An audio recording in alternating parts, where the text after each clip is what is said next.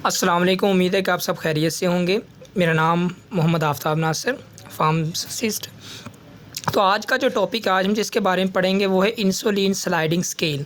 Insulin sliding scale क्या होता है, इसकी रेंज क्या होती है, इसके बारे में जानना क्यों ज़रूरी है।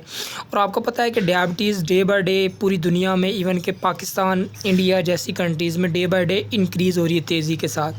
तो आपको तकरीबन नॉर्मली हर फैमिली या एक घर छोड़ के एक घर में भी शुगर के पेशेंट मिलते हैं, तो डायबिटीज़ के पेशेंट मिलते हैं। तो इसका जानना बहुत ज़रूरी है।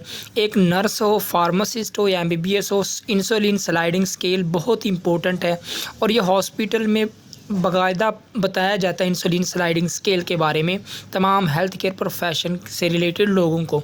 तो आज हम पढ़ते हैं इंसुलिन स्लाइडिंग स्केल क्या होता है, इसकी रेंज कितनी है। तो सबसे पहले देखते हैं कि ब्लड ग्लूकोज और इंसुलिन जो है, आपको पता है इंसुलिन की पूरी वॉयल होती है, वो सारी तो नहीं, वो यूनिट फॉर्म में लगती है। 1 यूनिट लगना, 2 यूनिट लगने, 3 यूनिट लगने।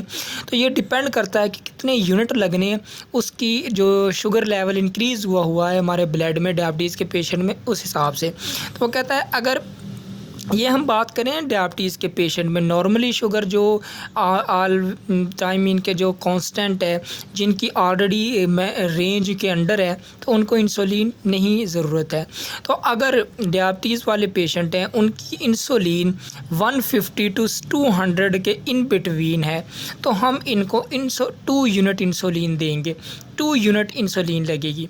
अगर किसी डायबिटीज़ के पेशेंट की जो ग्लूकोज़ लेवल है, blood glucose level, blood sugar level, वो 200 टू 250 के इन बिटवीन रेंज में ग्लूकोज़ लेवल है, तो इसको हम 4 यूनिट इंसुलिन लगाएंगे। जो इंसुलिन के हैं वो 4 यूनिट हम लगाएंगे। अगर किसी जो है डायबिटीज़ का पेशेंट है, उसकी जो शुगर लेवल है, ब्लड ग्लूकोज़ लेवल या ब्लड शुगर लेवल है, उसका 250 टू 300 के दरमियान में है, इस रेंज के दरमियान में, तो हम इसको 6 यूनिट इंसुलिन के लगाएंगे। तो 6 यूनिट इंसुलिन के हम लगाएंगे, क्योंकि इंसुलिन की जो वॉयल है उस पर मेंशन होता है कितने यूनिट हैं, तो हम उसको यूनिट फॉर्म में लगाते हैं इंसुलिन को।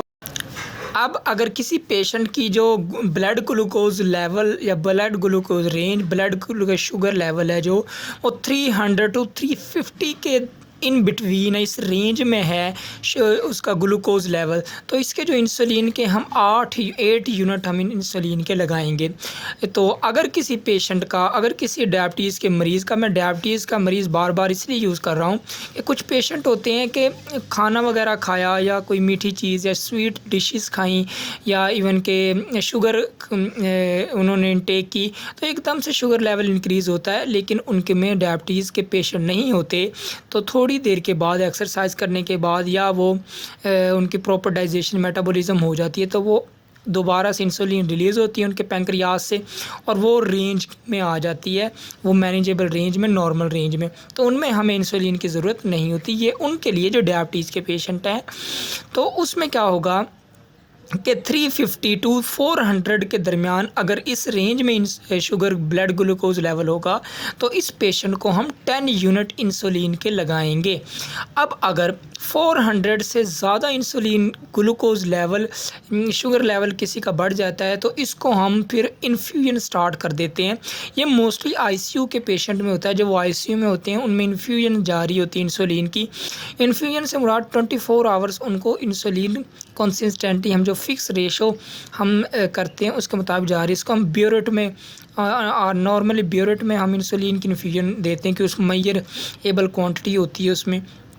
तो हम इंसुलिन इन्फ्यूजन के लिए एक कैसे बनाते हैं इंसुलिन इन्फ्यूजन, इसमें क्या करेंगे, 50 यूनिट हम इंसुलिन के लेंगे और 50 ml ही NS water, normal saline water, जिसमें जो सोडियम की 0.9% कंसनट्रेशन होती है ग्राम 100 ml में, तो 50 यूनिट लेंगे हम इंसुलिन के। 50 ml जो है वो लेंगे जो नॉर्मल सलाइन का वाटर, उनको मिक्स करके ब्यूरेट में हम इन्फ्यूजन चला देंगे।